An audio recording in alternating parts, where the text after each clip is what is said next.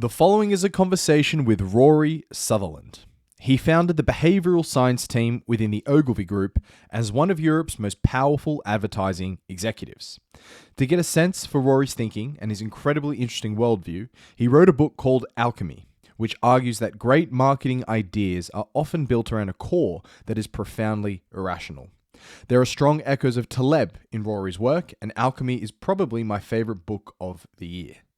This podcast touches on the themes of alchemy, but interestingly, Rory has applied them to different domains than those that he had covered in the book, which means this is all totally new.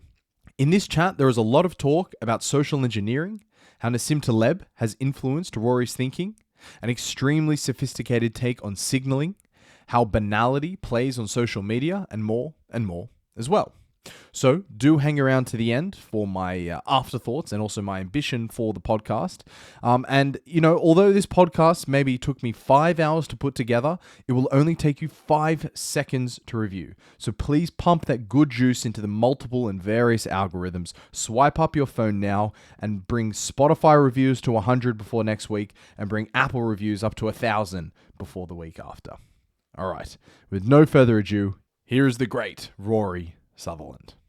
How did it feel to get Nassim Taleb on the book jacket? That was pretty good. I'm a huge Taleb fan, and I'd known him for some time, and we'd corresponded quite a bit, met for dinner occasionally. But it was pretty much a pretty perfect kind of imprimatur.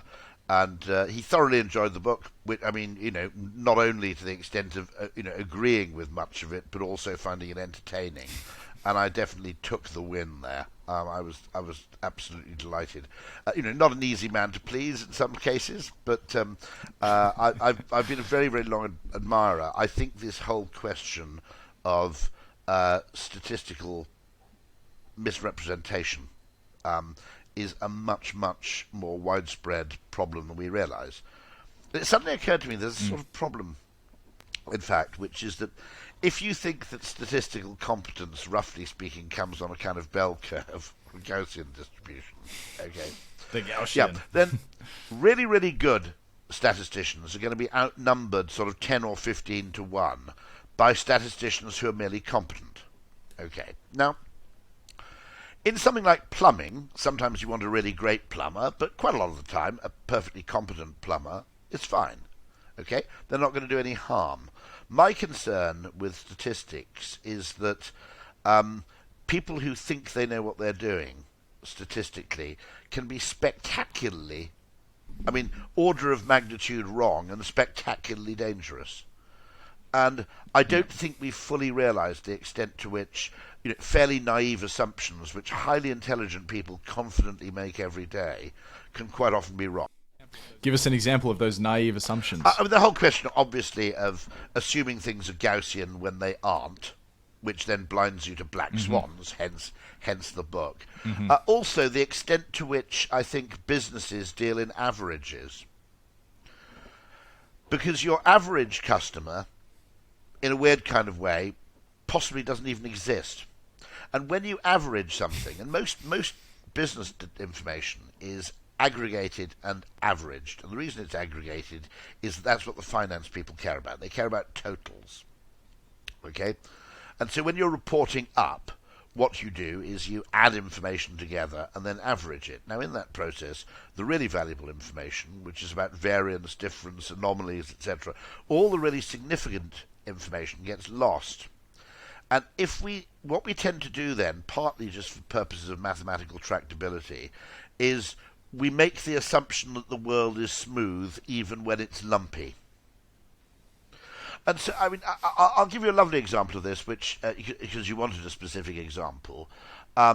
If you look at models for, let's say, investment in high-speed rail, they don't make the distinction between saving 100 people 20 minutes once a year and saving one person 20 minutes 100 times a year. Effectively it's looked at as the value of high-speed rail is time saved by people not being on trains, and it's assumed to be equally valuable and important whether a small amount of time is saved by a lot of people or a lot of time is saved by fewer people. But in terms of human behaviour, of course, they're totally different. Because if I travel to Manchester from London once a year and save 30 minutes each direction, and so do a million other people do that, well, what you've created is not really a game changer, it's just a mild convenience. On the other hand, if you make a commuter railway 20 minutes faster, fewer people benefit, but they do benefit to the extent where it will actually change their behaviour. You know, you might be able to move to Canterbury because there's High Speed 1, okay? You know, because your 100, 200 times a year journey is now reduced by an hour. That's a big deal. Having, for example, 200 people save 1 hour a year is, and that possibly should have killed the Concorde, by the way, which is simply, and I did the maths, okay, and I found out the person who'd used the Concorde most frequently. He was interestingly on the first flight and on the last flight of the Concorde. And even in his case, and he was a complete outlier, complete weirdo actually, to be honest, but even in his case, the Concorde only saved him something like 15 minutes a day of his working life, something which could easily have been achieved by his simply moving a bit closer to the office. Okay, so no, if every plane had become a Concorde might have been a bit of a game changer. But the number of people who travel between New York and London so frequently that it actually saved them an appreciable amount of time wasn't really great enough to make it worth the investment. Furthermore, what nobody really spotted is Concorde works brilliantly if you're flying east to west, but it's frankly a bit of a non-starter if you're flying west to east. Because when you're flying from New York to London, you already do it in 3 hours, okay? You actually do it in 9 hours, but you're asleep for 6 of them. Now, the problem with the Concorde is the flights out left London at, I think, if I've got it right, one of them kind of left at 9 in the morning and got into New York at 7. And the other one might have left at midday and got into New York at 10. Both pretty useful. You get a really long, really productive day. On the way back, I think I've got this right, you basically had to leave New York in the morning. And so Concorde doesn't really work. An overnight flight works much, much better flying east than a Concorde flight does. If you remember, I think one Concorde flight used to get in about 5 o'clock into London. I think it was the later one of the two. And that must have, doing the maths, okay, that must have left New York at, let me see, 9 o'clock in the morning. You know, day flights, if you think about it, are very, very rare. Airlines don't like them much because the plane's on the ground overnight. It's I mean, this is what I'm saying. Is the world? This is the other great phrase of Nassim's, which I think is the most important one. I think the subtitle of his most recent book was "Hidden Asymmetries in Everyday Life." And the two mistakes we make is for the purposes of nice mathematics, we assume the world is smooth when it's lumpy. Okay, and we assume the world is symmetrical when it isn't. Okay, you're in Australia at the moment, presumably. Now, Stockholm. So you're in Stockholm. Oh, yes. Fantastic. Okay. Well, here's an example of an asymmetry. Okay. Freedom of movement within the European Union. Can you really have freedom of movement in a kind of symmetrical, balanced way when some countries speak English and some countries don't? Now, on the face of it, no. The problem is that there are probably 10, 15 million people in continental Europe who speak English well enough to take my job, potentially, okay? If I moved to Poland, I'd be sweeping the streets. And it's simply a language. It's a language giant asymmetry. Now, I checked on the data at the time and discovered, at the time we left the EU, there were more British-born people working in Australia than in the whole of continental Europe. Wow. That's a great little insight. The population of Perth is 1/8 British-born. Okay, but that's on the other side of the world. Why? Yeah. Well, the simple reason is that if you look at the Commonwealth, and you created freedom of movement in the Commonwealth. Well, okay, it's the asymmetry. It's easy for them to move to Australia than elsewhere. I could. Legally, I'm not sure I'd be allowed to, but I could theoretically start an ad agency in India or Jamaica, right? Mm-hmm. I'm not sure I entirely master the the local dialect in each place, but I could theoretically operate a Ghanaian advertising agency. Okay. And similarly, people from Jamaica can come here and indeed do very successfully work in advertising. Great. Totally happy. It is at least symmetrical in terms of opportunity. No. Basically English and other languages, it's a case, they're not reverse compatible. To use the language of kind of plug adapters, what works in one way doesn't necessarily work backwards. And so that's just a classic case where something obviously quite important. Now, I'm not saying it was a game changer. I'm not saying it was a reason to leave the EU or anything of that kind. I'm just saying that the fact that nobody mentioned this as a possible issue is kind of interesting.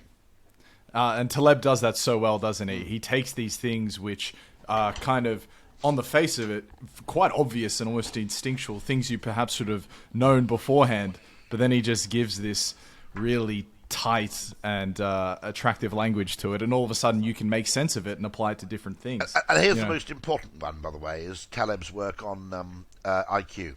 Possibly the most important one.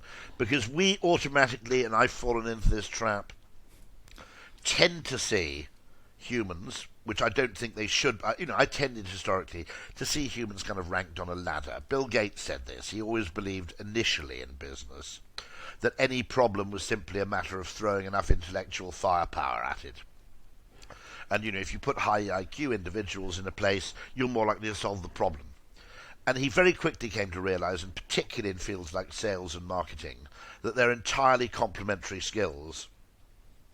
And Taleb's work suggests that what we should be, at the moment, an awful lot of stuff, the sorting hat of higher education assumes that people are rankable on a linear level, and that the higher up you do, for some reason, higher education is considered to be a reliable proxy for your performance in the workplace. I don't think it is, even remotely, but never mind that. But there is this assumption that, if we allow the quality people to rise at the top, that's the basis of a successful state. Now, actually, we should be gunning far more for diversity of opportunity rather than equality of opportunity. With equality of opportunity, we rank everybody on the same criteria, put them through the sorting hat, and put them on a ladder. Actually, what makes society work is complementary skills. And I learnt that going into an ad agency. There are people who have spectacular organisational skills who are a disaster if you ask them to write a memo. There are equally people who can solve a weird creative problem but are, more or less innumerate. It's worth noting, by the way, that I was looking at, Faraday, Watt, Stevenson, they're all self-taught, intriguingly. I found that kind of interesting. Right. Taleb as well, largely self-taught. I suppose you're right. Yeah, absolutely right. I mean, he went. I think he went to Wharton, actually, so he must have had a business education. But the mathematics, like his education on risk and randomness, he would say, was self-taught. Yeah. And what he did was he allowed his instinct to inform his theory, and his experience to inform his theory. Yep. Rather than theorizing and then applying it to execution. Right. And the order in which you do those two things is another great asymmetry, by the way. I mean, there are huge asymmetries of kind of sequence. A and then B and B and then A are entirely different. So that's another example of this. But I mean, what's interesting to me about the IQ question is that what Taleb shows is that now, he would admit this that income is not a proxy is not a perfect proxy for success, but nonetheless you can't game it. And since most people try and be richer, it's not a totally hopeless measure of life outcome. I mean, at a kind of larger scale level. And his point is that there is a correlation between IQ and income, but it's almost all driven by the left-hand side. Mm-hmm. Once you reach an IQ of about 100, 105 or something, basically the slope pretty much levels off. Now, I'll still have debate with Nassim, and I'll say there probably are some fields like, theoretical physics, where there's probably a higher barrier. But basically what happens is that most of this correlation between success and IQ is driven by the fact that if you have an IQ below 90 or 85 or something, there are incredibly few fields in which you can be genuinely successful. However, I think, yeah. I mean, and my point about that is the asymmetry of proxy measures and how reliable they are. Okay, so I would say that this is similar. If you took people and you said, okay, we're going to decide who gets to play cricket by how well they play football. Okay. At one level, it would be reliable, by which I mean people who are absolutely shit Sorting at football, for athletics. absolutely, basically have no, hand-eye coordination. They're useless. They're immobile. Whatever it may be. If you're absolutely shit at football, you're not going to be any good at cricket. Yes. That would be not a perfect assumption. I mean, Babe Ruth was, baseballer, but pretty fat guy, right? You'd cancel out a lot of noise in that. But you cancel out a lot of nonsense. Is it safe to say that the best footballers are going to be the best cricketers? Absolutely not. No. Okay, and so using the same kind of thing, just because something correlates across a wide range, the suggestion that it therefore correlates in a narrower range of deciding, for example, who goes to university or indeed SAT scores. And I also accept, now, I have a bit of a dog in this fight because my great aunt was an anthropologist. I only met her once. My great aunt was an anthropologist called Beatrice Blackwood, and she was involved in the States, although she was Great a Brit, name. with early kind of IQ research. And one of the things she kind of noticed was that the effective axiomatic assumption with which IQ research started was that a Princeton professor was the highest form of human life and human intelligence, and therefore tests at which they did disproportionately well were considered to have great value. Whereas once you had a test, for example, memorization of poetry, in which interestingly, say, Latinos did better than Princeton professors, right? They decided that obviously wasn't a valid test of intelligence because it didn't come out with kind of Princeton academics at the top. And my aunt was discomforted by this. She was shrewd enough to go, hold on, this is, we're starting here with a dog in the fight. This isn't a completely dispassionate inquiry. Something else I think Taleb says about IQ testing as well is applying the Wittgenstein's ruler to it. Are you measuring the test or is the test measuring you? Just because you take what pattern is this showing and what word is missing here and predict the next 5 numbers, you're testing for a very narrow field of intelligence, and therefore society's then built around it. I mean, how do you do on IQ tests? And my reason I'm confused is that the wordy ones and the numbery ones and the ones that are a test of logic, I'm pretty damn good at, right? Okay, now some of that with the wordy things I think is just doing classics. Also, just practicing for that narrow domain. It's not even a... Yeah. Well, I mean, quite a lot of word and verbal logic sentences require you to put words in the right order, okay? Now, I mean, if you've done Latin, which is basically a language where the words are in the wrong order, okay, if you spent 7 years of your life doing that, you're pretty keen on cryptic crosswords or whatever it may be, okay? It's going to help. Right, I mean, practice undoubtedly is going to help. One of the strange things, I do cryptic crosswords, and after doing... you speak about this in the book. And weirdly, I can see anagrams. There's some weird thing where I know what it's an anagram of, and I know what the phrase is supposed to mean, and I can somehow, in a way I can't explain, without writing the letters down or crossing letters off, I can just go, cart horse is an anagram of orchestras. Okay, right, okay. Not very useful, to be honest, okay, in the real world. But you just go, oh yeah, cart horse orchestras, yeah, bang. Okay, you don't even have to do the O-R-C-H. Right. But that comes after about 4 or 5 years of doing cryptic crosswords. And so, I mean, undoubtedly, my thing is that also there's something weird because the wordy ones, the numbery ones, the logical ones, yep, fine.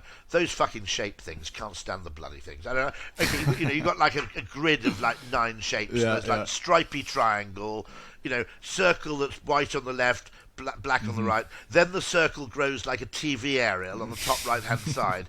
I'm going, they say, well, what's next? I go, fucking anything, to be honest. I mean, that sequence and pattern recognition visually, I can do it if it's a word game, totally different. Well, something that's that domain dependent seems to have a bit of a... I mean, it's also, I mean, there are some very interesting people who claim to have done IQ tests which scored them very low. I mean, okay, 124 isn't low, but what's his name, the physicist, did the the O-ring things for the space shuttle. Oof. Sorry, mate. Don't know. But I mean, I'll remember it in a second. But I mean, he was a Nobel Prize-winning physicist who claimed that when he did IQ tests, he came out at 124.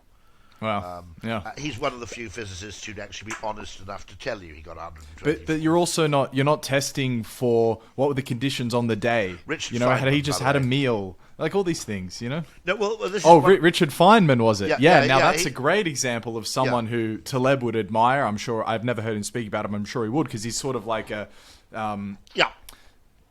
learns by experience, etc. Has these random eclectic interests. Would class himself type of a flaneur in a different way. And fascinatingly, his interest in physics came around with tinkering around repairing radios, which is he started by basically tinkering with reality, and then started to realize there were inferences and rules you could derive from that.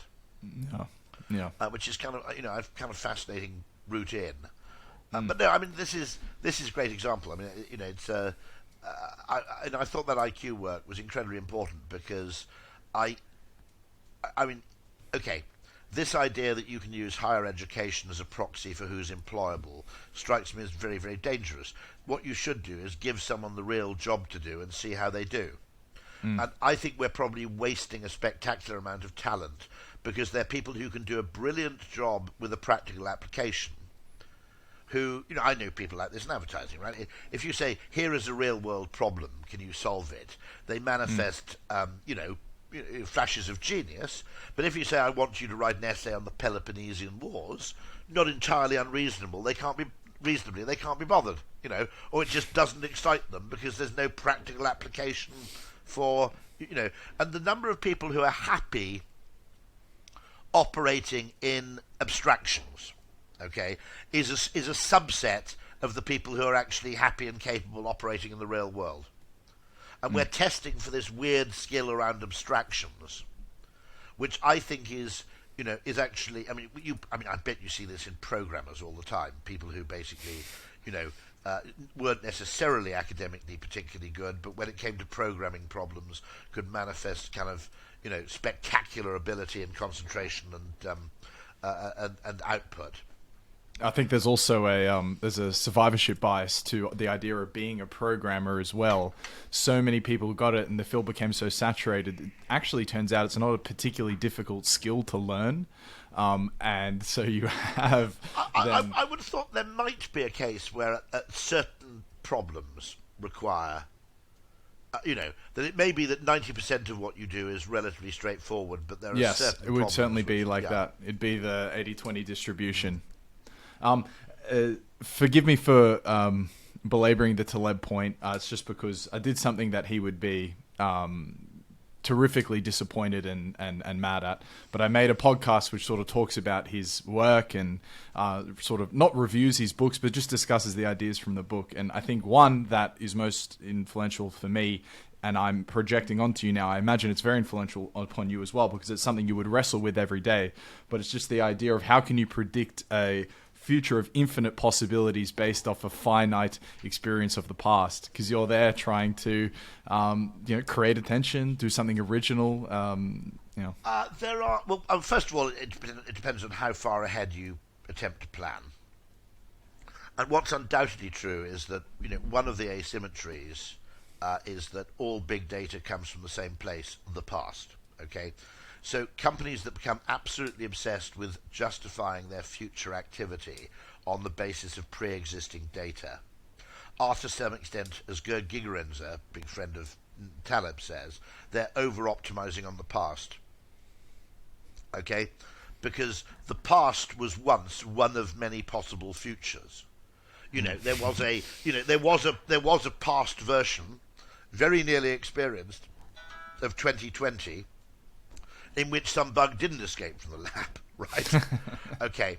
Now, the past, the fact that all big data essentially comes from pre-existing sources, and there are all kinds of biases in the kind of data that's available, not least, what's called in AI the alignment problem, which is what's quantifiable isn't necessarily what's important. Okay. That the confidence we attach to solutions derived from data, particularly when dealing with future questions, but even actually when looking at explanations for past events, has to be treated with great kind of skepticism. I mean, I look at this alignment problem. Okay, there would be a correlation, okay, between people's happiness with a taxi firm and how quickly the cab turned up. You'd find that correlation. Mm-hmm. Now, is that actually the main causation? Well, to some extent, yes, because at the extreme, a taxi that never turns up, which, by the way, might not show up on the data, just to be clear. Mm-hmm. There's that wonderful thing where you cancel trains to improve your punctuality statistics, which happens with British Rail, because a train that doesn't exist can't be late. Okay? Yep. But parking that, okay, there will be people whose taxi took an hour longer than they expected to arrive. And those people are seriously pissed off, and they're pissed off because the taxi took too long to arrive. Most, I would argue, psychologically, a large part of the disquiet is driven not by duration but by uncertainty. And it's simply that the longer you have to wait, the more uncertainty you experience. And Uber, in my view, solved that with a map. Because when you can see the taxi that's coming to your house and it's on the map and you can watch it moving and explain to yourself why it stopped, oh look, it's stuck at those traffic lights, okay? The mental experience of waiting, the pain, Tim Harford's written about this recently in the FT, thankfully crediting me quite a bit. The pain is driven much more by the level of uncertainty, for which we don't have a mathematical unit, okay, than it is by the duration of the wait, for which we do. Yeah. And so, I personally, I don't even believe in speed cameras, okay? In terms of using in terms of using AI to augment decisions, right? I'm pretty happy. If a human and a reasonably sane person is there doing some double checking, should a camera be able to issue someone with a fine and 3 penalty points automatically? Now, okay, here's a question, okay? There are speed cameras on the A13 out of London. This reminds me of one of the most bizarre conversations I had, which was about a year ago, which was in relation to his book Noise, having an extended conversation with Daniel Kahneman about a particular speed camera on the M11 near Chigwell. Okay, now, this was an interesting question. So, one, if a speed camera captures lots of motorists, is that the fault? Now, a disproportionately high number of motorists, there are two possibilities. It's a problem with the motorists. You happen to have caught a stretch of road where boy racers love to, welly it along in a, souped up Citroen, whatever it is, okay? That might be. Or it might be it's a problem with the signage. In other words, you have put a sign saying 50. In other words, the distance between the sign that forces people to slow down and the speed camera is too low because people will not slow down very dramatically for fear of someone hitting them from behind. Okay? Now that, I think, is the speed camera on the M11 near Chigwell. You're coming down the M11, let's be honest, okay, it's 1 o'clock in the morning, you're going 70x, maybe 80, okay? Maybe you shouldn't be, different matter, but even if you're going 70, right? You come across this sign that says 50. What you do not do is decelerate by 20 miles an hour in the space of 300 yards, because if you do that, you're frightened someone behind you will basically rear-end you, okay? So you leave it, you're going 60 by the time you hit the speed camera. Okay, maybe you're going, maybe you're going 57, okay? Now, my argument is the very high number of, this is the Chris Huhn Memorial Speed Camera, by the way, okay? Now, the very high level of people caught by that, it's something like the most profitable speed camera in Essex by a factor of 3 or something whacked like that, may well suggest that what you need to do is basically redesign the road markings and the signage, okay, not continue to prosecute people. Because if you have a camera that's an outlier, as you said, you've got a Wittgenstein's ruler problem in a way. Okay, definitely. Are you measuring the foolishness of the driver or the foolishness of the person who placed the speed camera? Now, if you take the this is really nerdy, isn't it? I'm sorry about this. But then you get into the bad actors and the bad system design. Well, if you, my other quibble with the speed camera is that someone should watch. If they're going to fine me, what is it, 90 quid now, or whatever, okay? For 90 quid, you can pay someone, obviously, to watch, 30 seconds of footage before the offence and 30 seconds after. Right? Oh, right. And you should be able to judge, is there a contextual reason why this person decided to go faster than this? Okay? Now, I've been caught by speed cameras where it's a fair cop gov, I'll come quietly, I was to blame, okay? But on one occasion, I was avoiding a guy who was obviously drunk and weaving all over the road, and the only thing I could really do, he might have been having a massive row with his wife. I couldn't quite work out what was going on. But he was basically weaving from lane to lane in a completely frenetic state. I thought, okay, go to the fast lane of the motorway, wait for him to weave over to the left and welly it to get the hell out of there. Now, anybody watching that incident, a cop, for example, or someone watching the video, would have arrested him before they arrested me. Okay? I mean, they might have arrested both of us, right? Well, at least I could have then given my side of the story.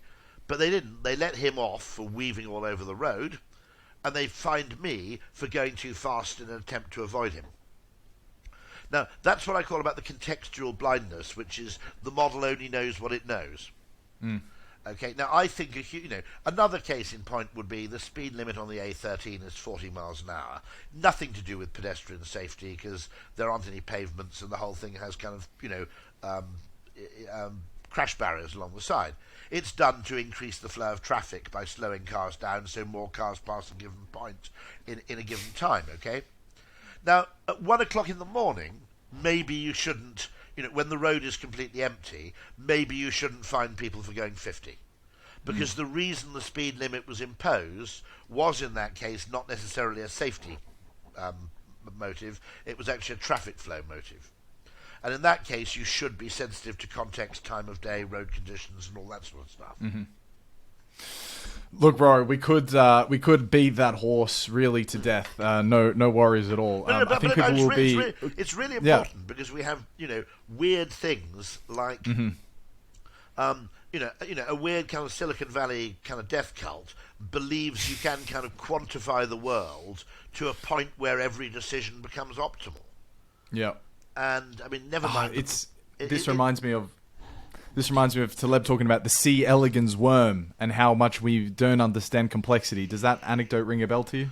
No, you tell me.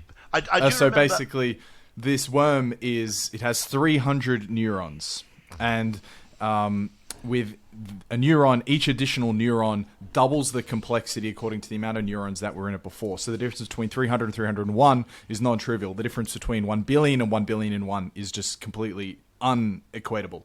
And Taleb says, we don't understand how the brain of the C. elegans worm works. We can map it out and we can say it has 300 neurons, but we don't understand how they behave with each other because the complexity is such. So therefore, how can we make any inferences about human behavior or the human brain? And that, as an anecdote of system complexity, I think could match onto so many things. Like you just say, the Silicon Valley death cult trying to use data to solve the world. I do remember going to a talk at the Santa Fe Institute, which was open to the public, and I pitched up, and you had the late Murray Gell-Mann there, and formerly an astrophysicist, saying it's very simple. What you have to understand is the C. elegans worm is much more complicated than the sun.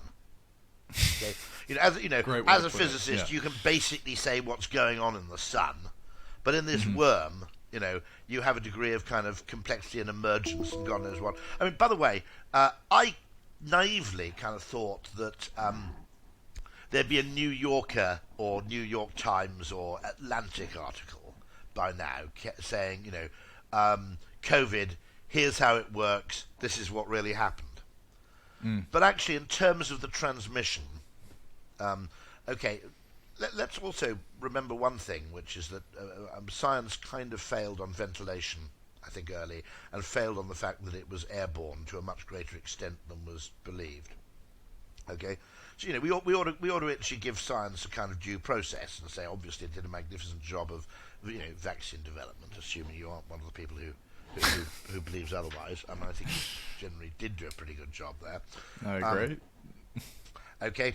And, you might argue that science might have created the problem in the first place by going and collecting shit from bat caves, which is not something normal human beings would instinctively do, okay? A normal human being, basically faced with a cave, knee bat shit, would go, it smells of shit, I'm not going in there, okay? Now that's an evolved instinct, disgust for feces, okay? It takes a scientist to go, no, on the contrary, I'm going to, put myself in a bit of PPE, and I'm going to go in with a shovel, and then transport the stuff to Wuhan. Now, even if the lab wasn't the source of the leak, what the lab was doing, and putting that lab in the middle of a city of 10 million people, was proper whack, right? If you're going to have a good level 4 bio lab or whatever, any kind of lab like that, and they weren't even doing research. Put it in the desert. Level 4. Put it in some weird remote island, right? Don't put it in the middle of a city.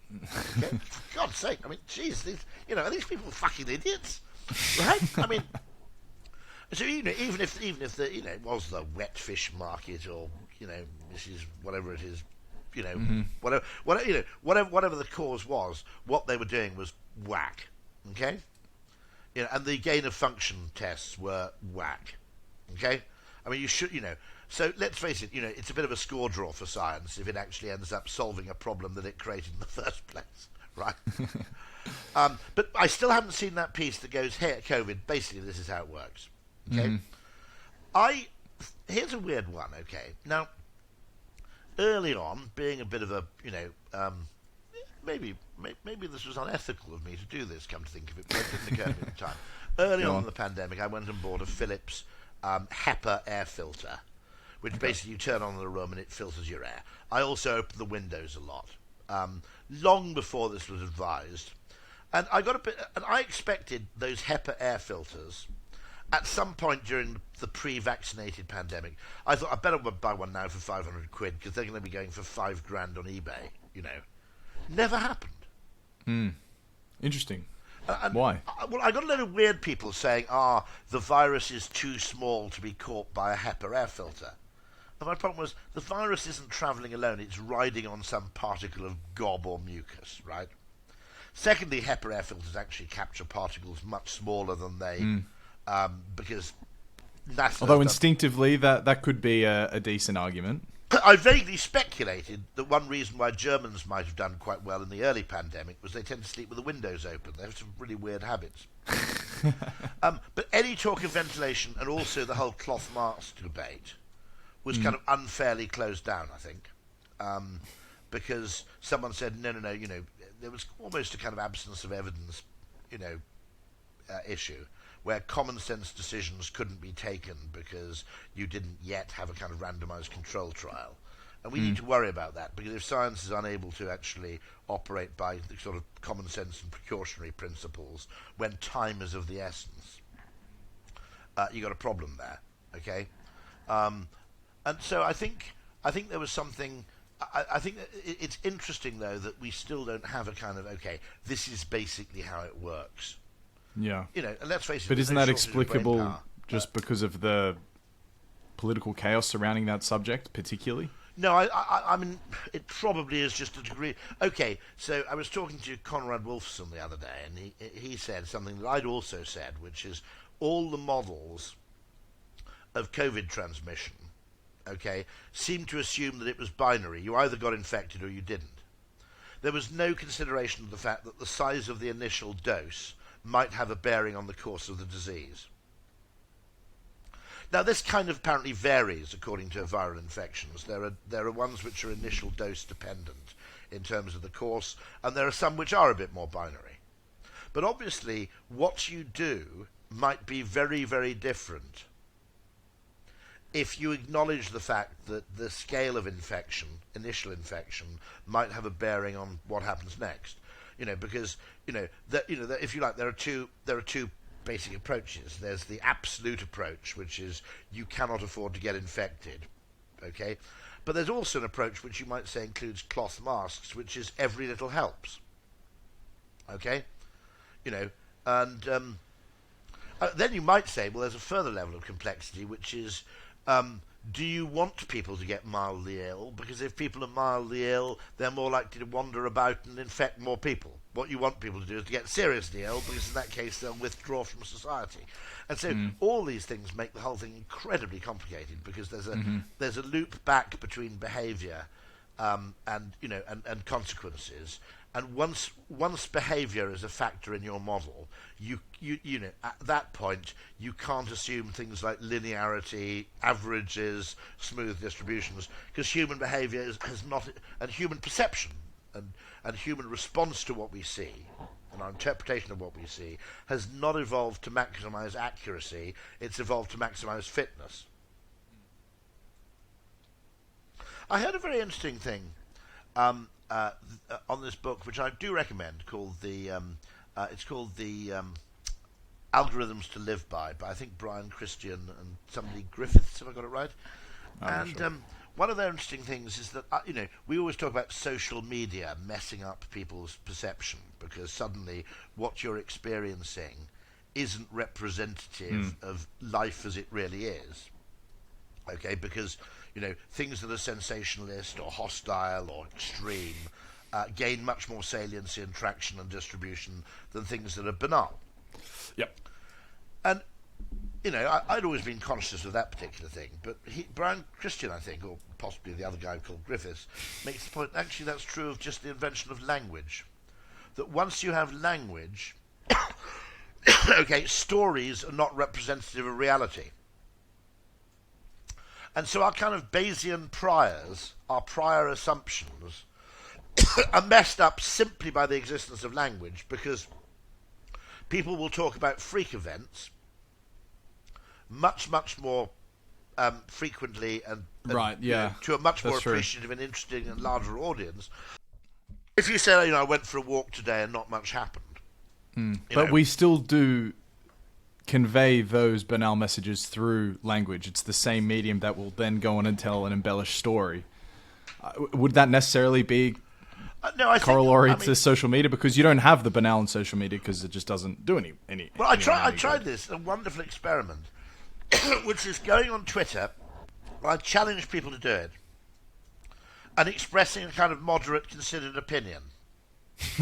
Like, I find Piers Morgan quite entertaining in small doses, but I wouldn't necessarily want to go on holiday with him. Anything like that. If you went an opinion, okay, try going on Twitter and going, I think Rishi Sunak on balance is quite interesting as a Prime Minister, but I'm not entirely comfortable about da-da-da-da-da. Yeah. Okay. Those things basically go nowhere. You don't get any likes, you don't get any retweets. People go, what the hell are you posting that for? It's a measured, considered opinion. Okay?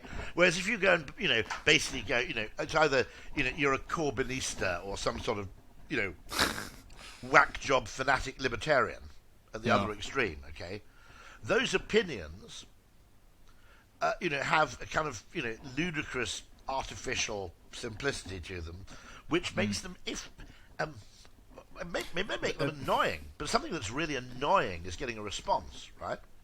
There's also perhaps this is me just instinctually thinking it. I don't know if this if this opinion has any merit or not, but there could be a bias to your experience A/B testing a milk toast opinion and then a wild opinion, because you have quite a large audience that's going to interact with you. For the majority of people who have social media accounts, they can't really even trial A/B test the difference between that at all, because in both cases it's going to be a relatively zero response. I don't know if that is an interesting, node to put in there. The other thing that happens if you have a large number of followers, which is interesting, is you're very conscious of people's facility, that if you say anything to 100,000 people, okay, roughly speaking, 1,000 people will misunderstand you, either willfully or accidentally. So, and sometimes it's willful incomprehension in the attempt. Most of the time, surely, yeah. Benefit of the doubt. But actually, just missed out. Actually, you've got to remember, okay, now, very clear thing. Okay, British English is not everybody's first language. Okay, I don't mean, I'm not suggesting that, the people who follow me on Twitter don't understand English, but British English has some peculiarities. Oh, but for sure. To it. Yeah, there's so much between the lines that they'll miss, without a doubt. Quite, by the way, means a totally different thing in British English to American English, sometimes. Right.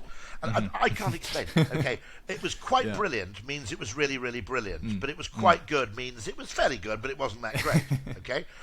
It's completely...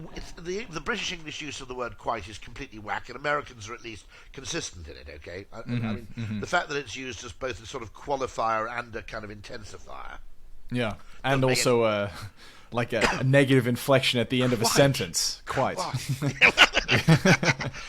Which means you are full of shit, okay? Yeah, so there are various cultural things. I mean, I got a load of grief from Americans. I'm part Welsh, and I just tweeted a joke with a very cute picture of a sheep. It was really, really cute. And I just tweeted the picture of a very cute-looking sheep, which said Welsh Tinder just gets better by the day, okay? Now, there's a peculiar thing there, a bit like, for example, in Wisconsin, the fans of the Milwaukee Brewers and who would it be? It'd be the Green Bay Packers or something. Basically wear huge wedges of cheese on their head at games to own the insult of cheesehead, which is applied to the population of Wisconsin. Okay, which I suppose comes from German actually, Käsekopf, I think. Anyway. But in the same way, weirdly and strangely, Welsh people kind of own the insult around sheep shagging. You don't deny it. You just almost treat it as a badge of honour and then just move on. And it's a known strategy that lots of groups have used. And owning the insult is a practice which is the N word probably originates that way. I don't know. Okay, right, where you own the insult among your own community. But I got a huge amount of abuse from Americans. Or a couple of Americans going, for God's sake, it's 2021 or whatever it is. Blah blah blah blah blah. And I had to explain that, this is actually sort of self-deprecating humour. It's not abuse. And so it's very, very easy, with a larger audience to be misunderstood. And then it's even easier, perhaps, to be willfully misinterpreted by people who just want to create some sort of, spat. Mm-hmm.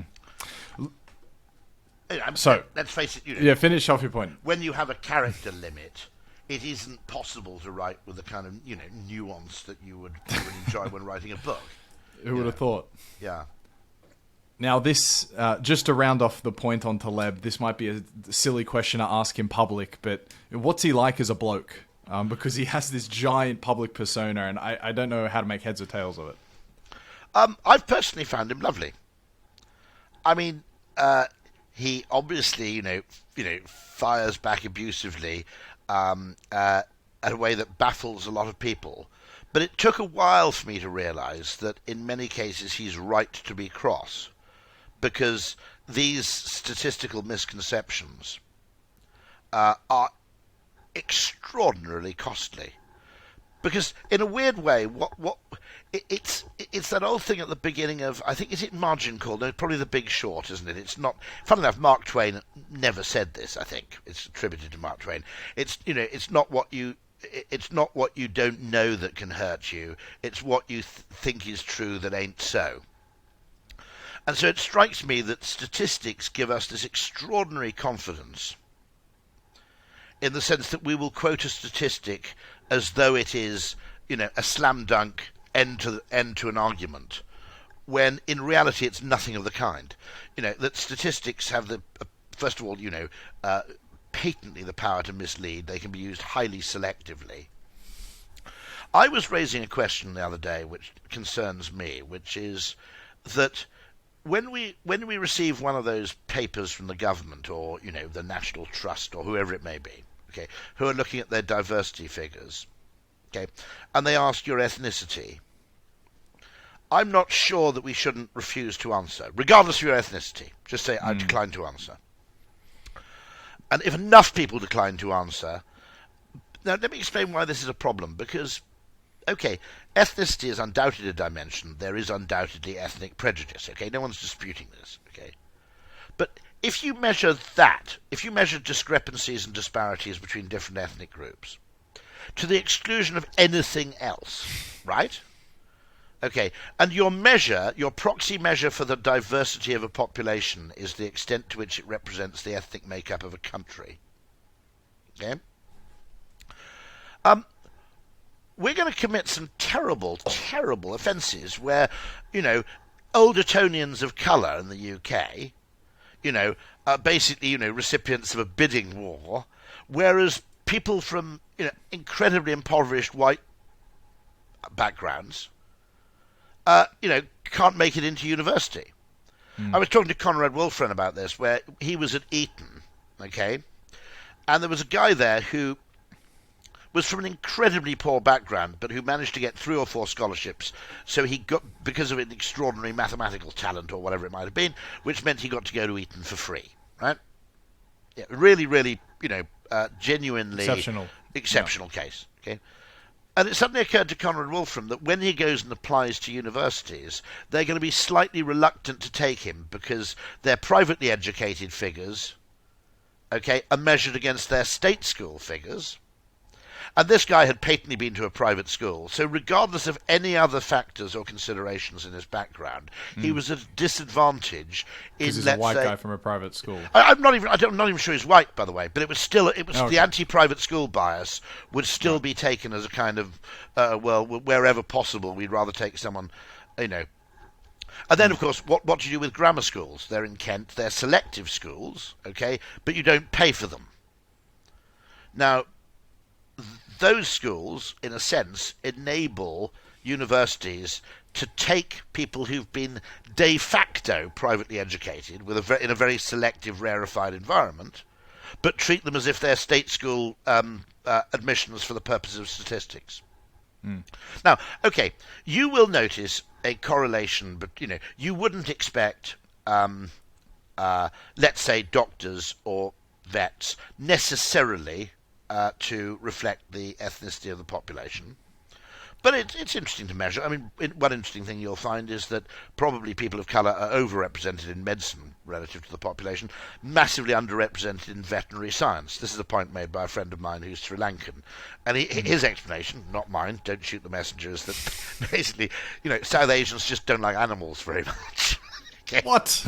Well, no, I mean, I would have suggested the cultural question. The idea of being a lawyer or a doctor is just a much higher value in certain cultures than others. The other thing is there probably isn't what you like a role model of being a vet if you come from certain countries. I mean, there could be all kinds of reasons. Yeah. What you'll also see, along with disparities according to ethnicity, and we should measure that as part of a whole basket of measures, right? I'm not suggesting we ignore it. What I'm uncomfortable about is it becoming the only measure, because you will see a huge correlation between people's educational performance and the number of books their parents had in the house. No one's asking for that, okay? No one's asking that information, right? I mean, one of the interesting things which always fascinates me is the single biggest predictor of whether you're a doctor or not. Whether your parents are doctors. Now, no one goes, this medical thing, it's a fucking disgrace, it's just nepotism, right? Yeah. They accept the fact that what you're exposed to affects your life choices to an extent. If your dad is a professional footballer or musician or something, you are more likely to go into the music industry. And that is some mixture of, some of it's probably nepotism. Because let's face it, you do have a massive unfair advantage in getting into medicine if your dad's a doctor, right? My grandfather's a doctor, my father wasn't, okay? I have no fucking clue what houseman means, or all this terminology. I have no idea about how apart from you better do biology at A-level, I have no idea really how you go about it, okay? Whereas someone whose parents are doctor can basically grease the wheels in all kinds of ways. But for some reason, nobody gets angry about this. Now, it could also be because of the profession. Doctor is extremely honourable. People sort of accept that you don't get into it because of money. Maybe it's not as necessarily as hyper-competitive as some of the other, maybe more business finance tracks would be, where they accuse of nepotism. Yeah, but I mean, it is interesting that we would consider nepotism. If WPP were run by 3 of Martin Sorrell's sons, we'd be a bit iffy about it. But if it happens at the level of a profession, I'm just saying, okay? You know, it's particularly complicated. But anyway, I won't go into this whole thing. But what I'm saying is that, okay, no one's claiming here that this is irrelevant or it's unimportant or that, you know, racism is exaggerated or anything like that. Forget about all that stuff. All I'm saying is that if you want to measure, some degree of whether a society is successful in promoting social mobility, it shouldn't be the only game in town. Okay. Now, okay, an interesting detail. Okay, you know, the US has been widely heralded for, you have, okay, the current vice president, former president, Colin Powell, for example, etc., etc. Okay, it's just interesting, right? Now, all of those three people, you know, undoubtedly are people of colour, mixed race in the case of Kamala Harris. Just an interesting detail. All three of them have parents born in the Commonwealth, not born in the United States. So, you know, in one measure they're the same. In another measure they're slightly different. It might be interesting to explore that. I don't know, right? So, all I'm saying is that it is complete. And by the way, what you could end up doing is you could end up with certain sectors of a particular ethnic group becoming very economically successful, other sectors of the group being the victims of disadvantage and discrimination. But once you start averaging things, once you start lumping people of a particular ethnicity together, you're actually losing information, aren't you? Because you're basically just generalizing to one factor. What we said before, smoothing it out. Yeah. And so, you're treating as smooth something that's lumpy. Yeah. Now... And you miss out on the important details, the defining characteristics. And actually the important stuff is probably the first stuff to get lost. So it would be things like Simpson's paradoxes, right? They're obviously confounding variables going on in a lot of these things, which is, okay, I mean, one reason why vets tend to be white, by the way, is that probably people who go into veterinary science tend to grow up in the countryside, and the countryside historically of the UK had a much smaller ethnic population than the towns and cities, or particularly cities, did. Other questions. I make this point in terms of, say, advertising. Most people in advertising weren't actually just born Londoners. Now, what ethnic mix should an advertising agency in London aspire to reach as a mark of diversity? Is it the composition of London? Is it the composition of the UK? Is it the composition of Southeast England?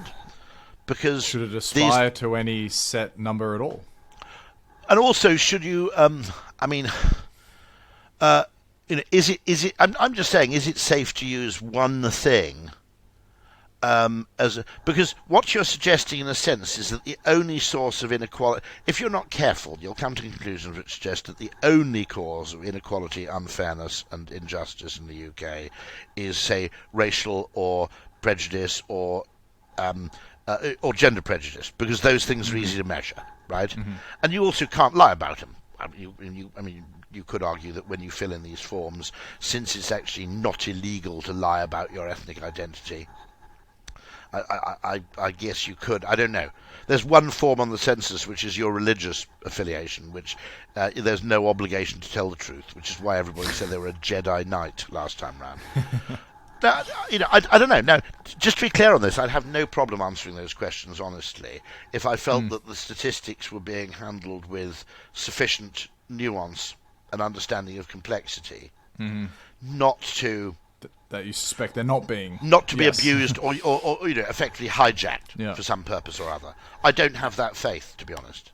And something really interesting here as well, we're speaking for 60 minutes now, and there's been no talk of marketing or advertising. Everything that you're thinking about is almost system design. How can something be done better or done with more clarity?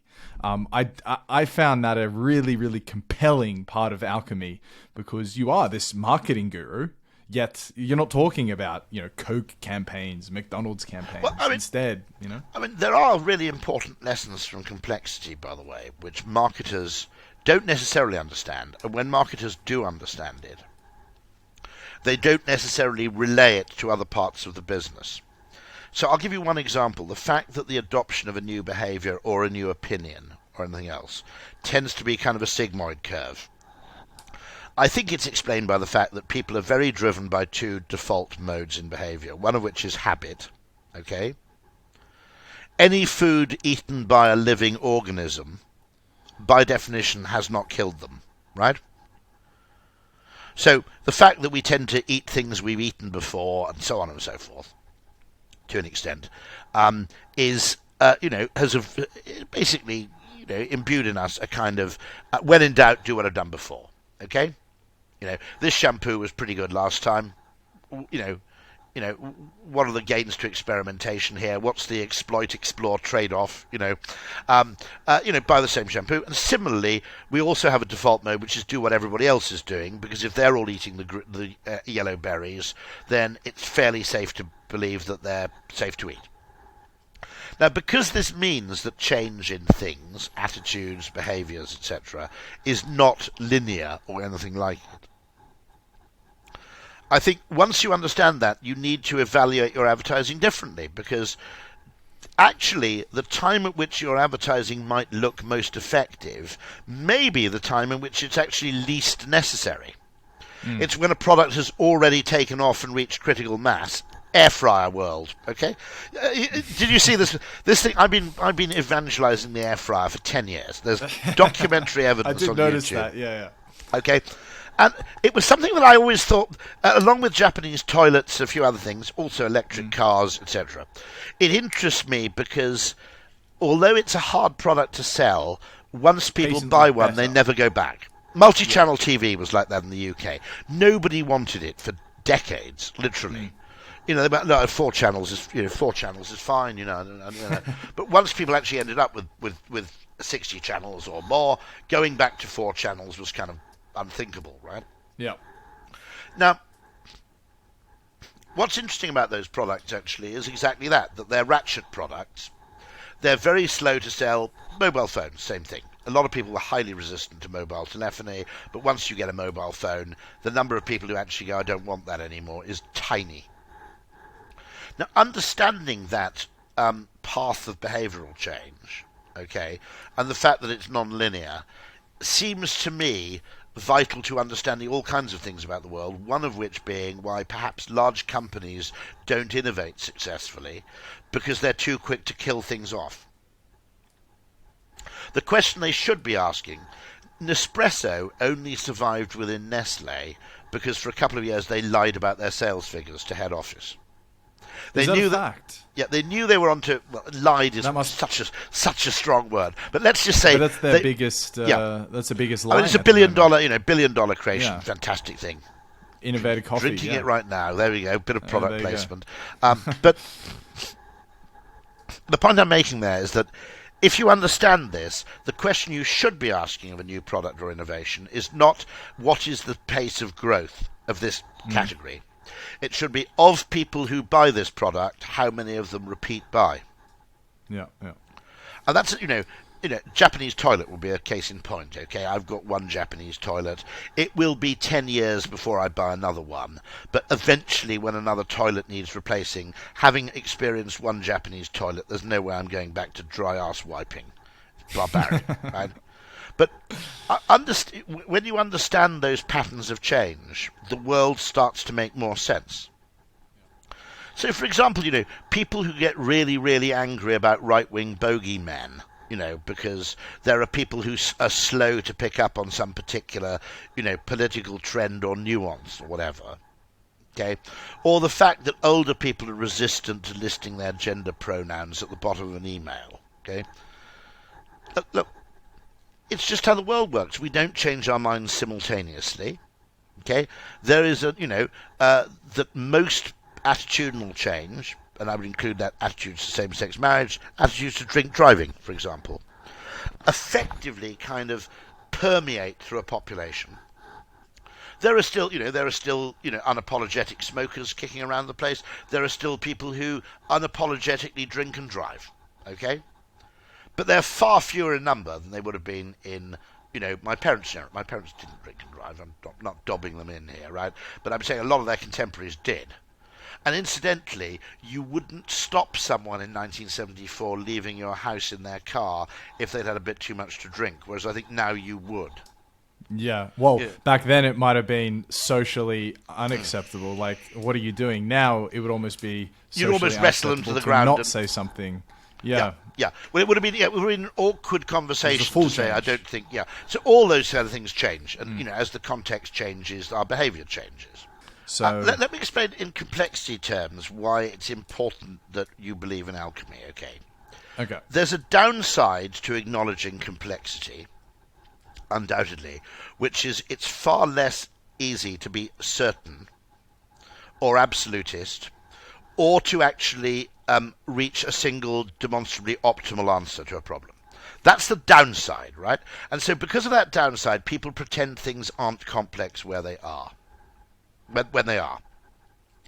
There's an upside to complexity, which is what Buckminster Fuller called trim tab, which is with enough exploration and indeed I would argue creativity, and with enough a combination of creative hypothesizing and experimentation, you can achieve extraordinarily large effects with extraordinarily small interventions. And so that what happens is, if we are craving not good decisions, we're trying to make decisions that are easy to quantify and justify, we will pretend there is no complexity in the situation. We will rewrite it in a kind of Newtonian model, linear Newtonian kind of two-body problem model, and then we will pretend that our model, the answer to the model, is the answer to the problem. Okay, and that way we'll never get fired, because you never get fired for doing something if your reasoning's good enough. Okay. Even if the consequences are dire. Right. Okay, and so there's a huge bias in the corporate world towards pretending things are simple so that you effectively can practice what Gerd Gigerenzer calls defensive decision making. A huge amount of the effort in business is actually arse covering disguised as rigor. Okay? People already know what they want to do, but they bring in a management consultancy to tell them in 200 charts why that's what they have to do. So that if what they do goes wrong, it's not their fault anymore. We hold meetings so that blame can be dispersed for a decision rather than concentrated on one individual. All this stuff. And Gerd Gigerenzer more or less said if it weren't for defensive decision making, the economy could grow faster and we could all go home on Wednesday afternoons. Okay, so that's the one problem. The second problem is by pretending things are simple optimization problems with a demonstrably optimal answer, we exclude magic from the solution set. And when I mean magic, I mean merely things where a tiny little change in perception, a tiny little change in phraseology, a tiny little change in web design can have an absolutely monumentally large positive effect. And so... of which there are amazing examples throughout alchemy. Of which there are, but I mean, it is a tiny, tiny proportion. I mean, I at the moment think you could solve a lot of the problem with the bloat in higher education. Okay, a very simple solution. Okay, if you've worked and paid tax for 2 or 3 years, the cost of attending university in the UK should be half price. So you've proven you can hold down a job, you probably have decided you know what job you want to do and you want to study then to become better at it. Therefore, the price of doing that should be half the price of going to university straight after you left school. What's the point about that? How does that work magically? Okay? It gives people who want to get a job straight after school rather than going to university straight after school a plausible narrative, okay, to enable them to go to employers and say, I did think about going to university, but I've decided to do it later in life. At the moment, okay, that fundamental question of where employers are using your university attendance, the fact that you went and how well you did, as the single dominant proxy for who they hire, or rather, at least the first filter. A second solution, okay, would be something I'd encourage in Ogilvy. We set prospective, we do this in Ogilvy actually, you set prospective applicants a trial, several trials. You judge those trials blind. Only then, when you've made your selection from the people conducting that trial, do you look at their educational background. That's just an order change, right? At the moment, we use the educational background to do the filtration, and then we use interviews and, final selection days to do the final selection. In some ways, if you reversed the order in which you did that, the ludicrous kind of higher education Ponzi scheme would be seriously damaged below the waterline. The reason people need to basically, get a fancy Dan degree, is simply. I had a friend he had a double first in maths, from Cambridge. He was very brilliant, and I said to him, he was at Goldman Sachs or somewhere like that, and I said, How long is it that you've been working in a bank where people still care about what degree class you got? And he said, it's kind of, I can't remember the exact answer, but he said it's kind of like a half-life.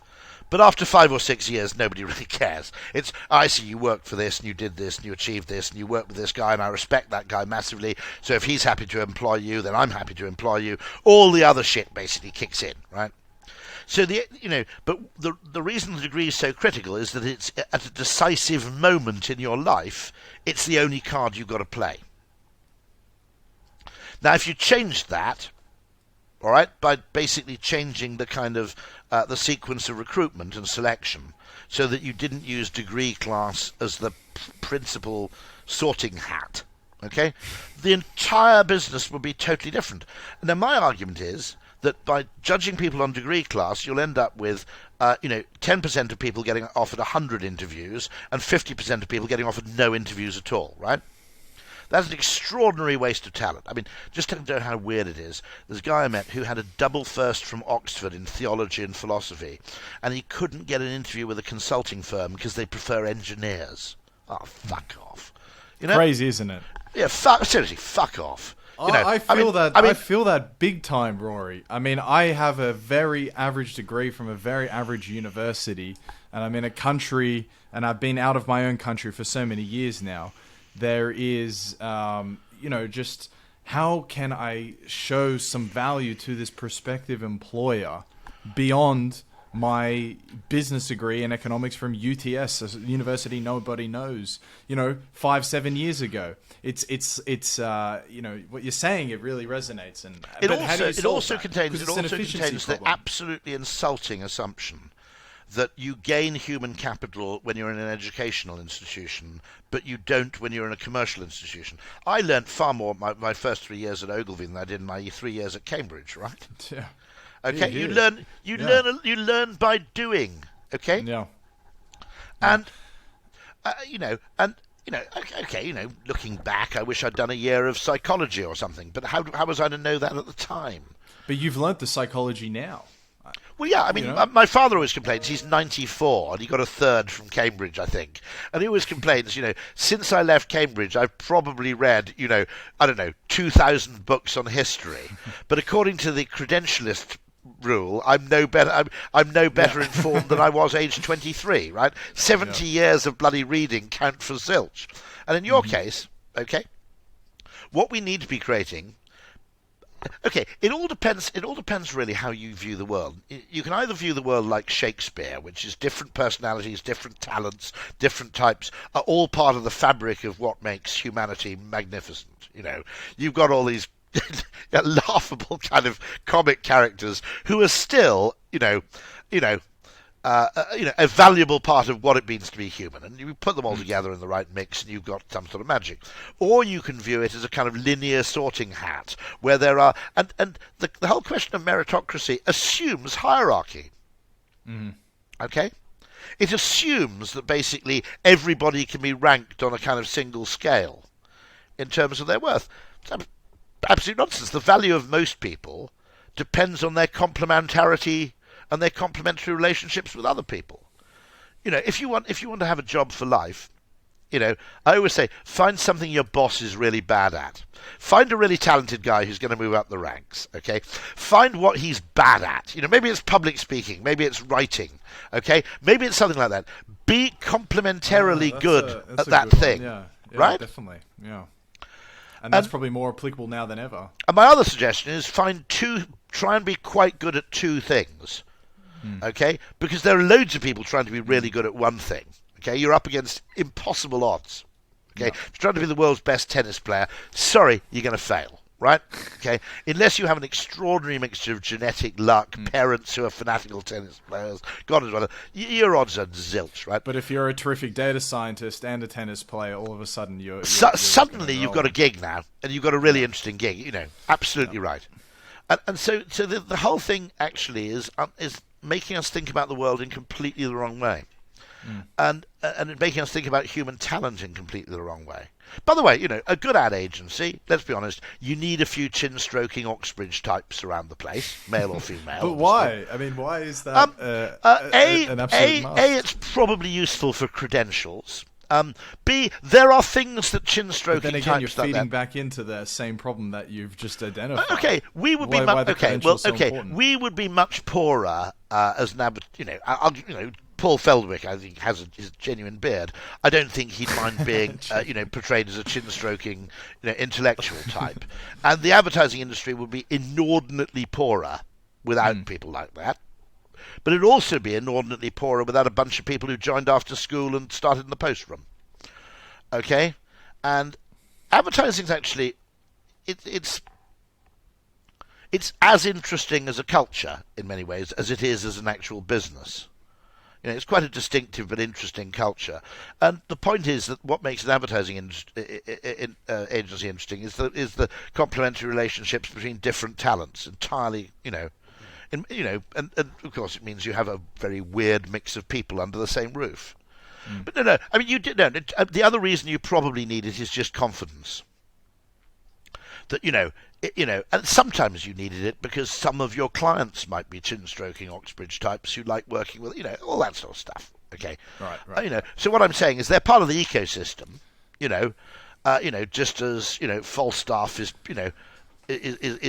part of the kind of fabric of humanity. They're just people like that, right?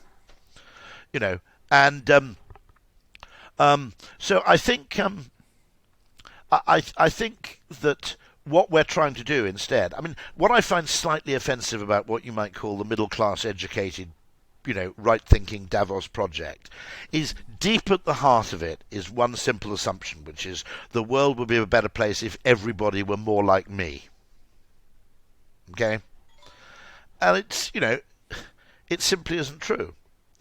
And, I mean, it also the very weird sort of binary opinions prevent much more interesting discussions from taking place as well.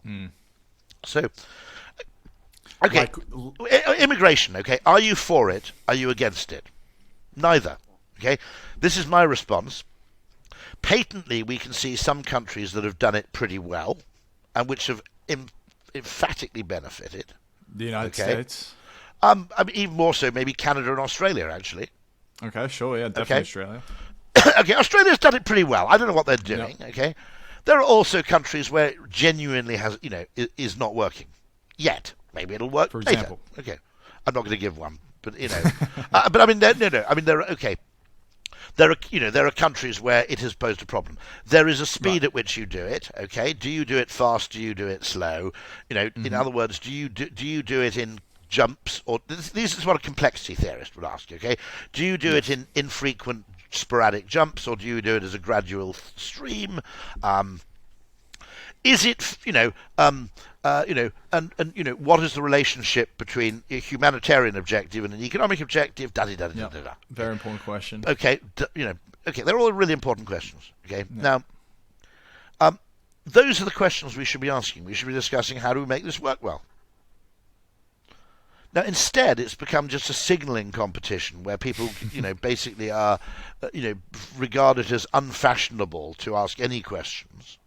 Yeah. There's also, by the way, an ethical question, which is if you're hiring doctors from sub-Saharan Africa, okay, are you actually piggybacking on their educational system? I mean, serious point, right? You're stealing people from where they're more needed. Okay. Are you part of the consequence of the best labour and human capital leaving a country that therefore leaves it poorer? Do you have an ethical problem with that? I'm just saying. Yeah. So, but what's weird is that if you raise any questions, not necessarily saying I am opposed to it, because I'm emphatically not, okay, merely saying that there are successful ways to do it, there are unsuccessful ways to do it, There is a successful pace at which it works. There is a pace at which it almost certainly wouldn't. Okay, yeah, and bluntly speaking, if you doubled the population of the UK in the space of a year, it's not going to work, right? It's not going to turn out well. No. And there's probably a kind of Laffer curve around this sort of shit.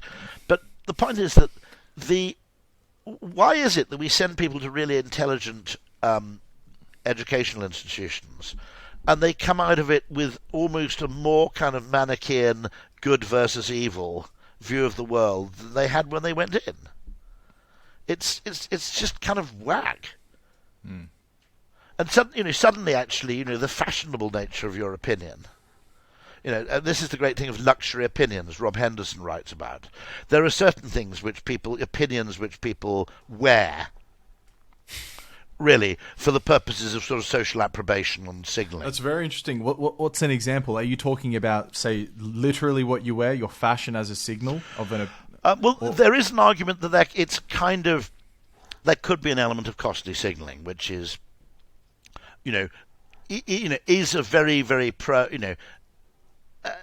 for example, you could be in favour of certain things which are actually harmful in general to signal the fact that you're rich enough or successful enough to be immune from the downside effects.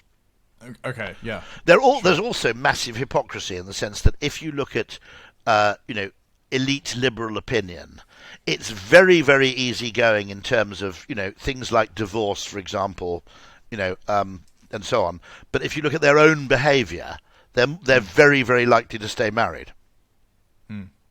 So there's there are also cases of kind of do as I say, not do as I do, which I think are disturbing. But read Rob Henderson on that, because his suggestion is there are certain opinions which just become kind of they're like shibboleths. They're kind of like Yeah. Well, Rory, we've hit 12:30. I genuinely asked you one of the 15 questions I prepared. Well, throw me. Actually, I've got 10 more minutes, so throw me just a few real rapid-fire ones. Good. Then perfect. We're going to finish with 3 rapid-fire that I like to ask every guest, if possible. All right. First of all, Mr. Sutherland, the role of serendipity. How has it shaped your life? Again, very sort of Talebian undertones. But I understand the extent to which many, many activities work simply to increase your surface area exposure to upside optionality. Oh, thank you. That's a very textbook definition there. If you look at it, why do people go to business conferences? They don't necessarily go with a specific plan in mind. They simply know that if you don't go, you'll never get lucky. My daughters go to parties. They don't have a plan. They don't have a cost-benefit analysis for each party they attend. They simply know that if you stay home, no upside will come to you, whereas if you go to parties, it probably will. Mm-hmm. And yourself in your own life, great moments of serendipity. Fame, by the way, the principal way in which advertising works, is that fame, there will always be opportunities of which you yourself are completely unaware. If you're famous, those opportunities come to you, so you're not confined to the opportunities you know about. Yeah. And therefore the value to fame is actually probabilistic. It's not kind of calculable in advance. Amazing. That's a great answer. But in your own particular life, 1 or 2 defining moments of serendipity. Oh, yeah. I'll give you one which is a perfect example, okay, which is if you're in the public speaking gig, you should go and speak at some events that don't really make sense. Because you can't evaluate a speaking engagement in isolation, because the value of a speaking engagement consists of both it itself and the chance you get invited to subsequent speaking engagements. And people say to you, how did you get to do a talk at KED Global, which was kind of decisive. I made the Eurostar joke. I occasionally appear on my kids' TikTok thing, making that joke, much to their embarrassment. But the reason I got to speak there was I went and spoke at a conference which I really shouldn't have spoken at, for complicated reasons. didn't make sense to go. It was actually a conflicting client with a current Ogilvy client, and I said, sorry, I've committed to go, I'm going to go. Someone there then invited me to speak at Nokia Global, which was a much bigger event, okay? And then at Nokia Global, Chris Anderson from TED was in the audience, and he said, I want you to give a talk at TED Global. There you go. Okay? And my point there is that if you assess everything by its immediately appreciable and quantifiable value, and not by its probabilistic value, you probably you're focusing yourself too narrowly. Mm-hmm. I think a fifth of people, if you're a really successful company which wasn't charged by the hour as we are, I'd basically say a fifth of your time should be going out, potentially finding new recruits, talking to schools to encourage them to work in advertising. All that kind of, slow payback probabilistic stuff is underinvested in because of our need to justify every minute of our day. Again, amazing, and we could, I'm sure I get the sense, pull on that thread of serendipity quite a lot more. Yep. However, for the sake of time, a country you're particularly bullish on, Mr. Sutherland? India. I thought that our obsession with China versus India was imbalanced. And India is growing nearly as much as China, but is doing it in a kind of organic bottom-up way, which I think is fundamentally more resilient, okay, than having a Politburo full of engineers sort of planning cities in the middle of nowhere.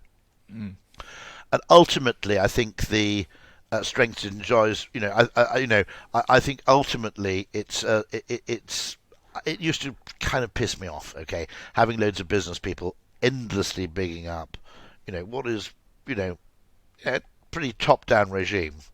It's going to be more difficult to do business in India because it's inherently messier, but that's kind of the point, okay? Mm-hmm. Also, I mean, other countries that fascinate me. I mean, three I particularly loved. I mean, this is, if you invited me somewhere else, don't take offence. But Iceland absolutely intrigued me, and also Israel I found absolutely fascinating as well. Yeah. There's been quite a few. The pace of, first of all, the level of interest in behavioural science in India is absolutely extraordinary. I guess about it. That's surprising. No, really, no, because it's a high ambiguity tolerance culture. It's one of the great advantages, according to one Indian friend of mine, is that they're polytheistic, so they don't demand one theory to explain everything. Okay, so it is in that sense, it's got a high ambiguity tolerance. Israel, the level of creativity was astonishing. Which is probably a response to circumstance, but I was absolutely beguiled by that as well. And Iceland, you've got to go there because it's a short-haul flight from London, but when you land, you're on the moon, and the people were lovely. Yeah. But those are just three examples. Actually, Canada, Australia, New Zealand. One of my things I big up is Australian, New Zealand kind of intellectual life. Nicholas Gruen, you probably know, the economist, from Oz, based in Melbourne. But I always joke to the Australian kind of academics that they're a bit like Australian flora and fauna. They've kind of evolved slightly in isolation, so as a result they're much more interesting than the people who've evolved kind of evolved on a kind of massive continent. The very fact that you've kind of evolved separately produces just more interesting thought, I think. That's a funny insight to have. I think Ian McGilchrist, Australian economists I quite like. Steve Keen fits. Yeah, I know Steve well. Exactly the other example. Another example I was going to give. I was going to read his audiobook. Totally original guy. Funnily enough, Ian McGilchrist, when I said this, also agreed with me. I was chatting to him, and he said he similarly finds the appreciation of his stuff and generally the interesting stuff that emerges particularly good in Australia. Nice. I'm really happy to hear you big up Australia. No, absolutely. Wouldn't hesitate. I love the place. Yeah. Finally, Mr. Sutherland, a conversation between any two people of history, dead or alive, no language barrier, just someone you would like to listen a podcast between.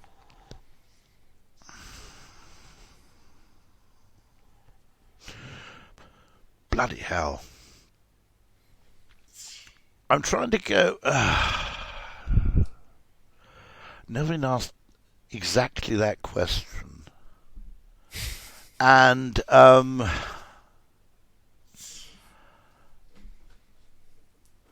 who Adam Smith would have to be one of them.